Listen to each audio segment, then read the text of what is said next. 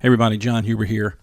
If you're following any of the situation in Georgia, if you don't know, there's been a horrible shooting, a school shooting a few days ago, and it's just a terrible situation. And I did a video on it the other day. I have a few questions about the actual events of that day and why an SRO was not present along with an administrator who went searching for a kid. In any case, what we're finding now is, in the aftermath of this, school threats of school violence are all over the place, across the whole nation. School systems are actually shutting down in some cases because they're just so overwhelming, and people just don't understand why. And it's a very simple reason why, and that is because these are kids. And that's what they do.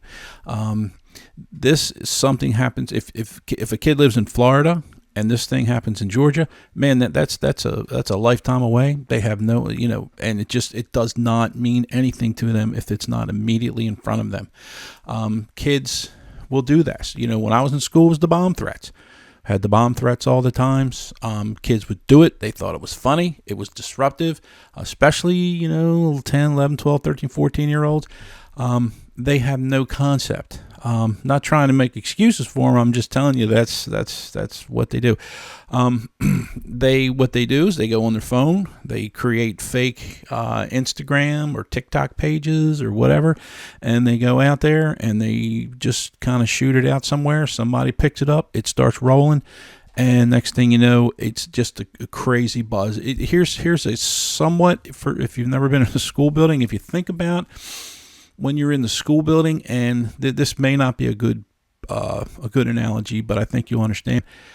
It's like when you're in school and it might be starting to snow, and everyone and all the kids are like, "Oh, it's going to snow! The school's going to get out," and then just that whole buzz just rolls through. That's what happens when these things when these things are out there, and it's horrible. And the kids just think it's funny. Now the difference was back when I was in school, we had the bomb threats. The bombs never went off. Okay. Well, unfortunately now there's a few bombs that have gone off. I mean, figuratively. But this is what they do. And we as adults, we have to hold these kids accountable. You cannot do this. And if you do, your little, is in some serious, serious trouble.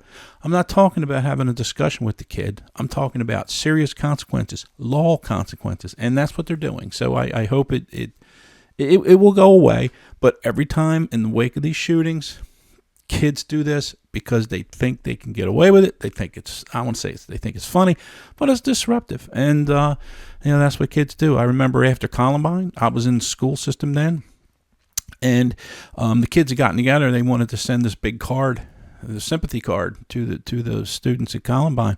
They had it in the cafeteria. Kids would come by and sign, put little messages and things.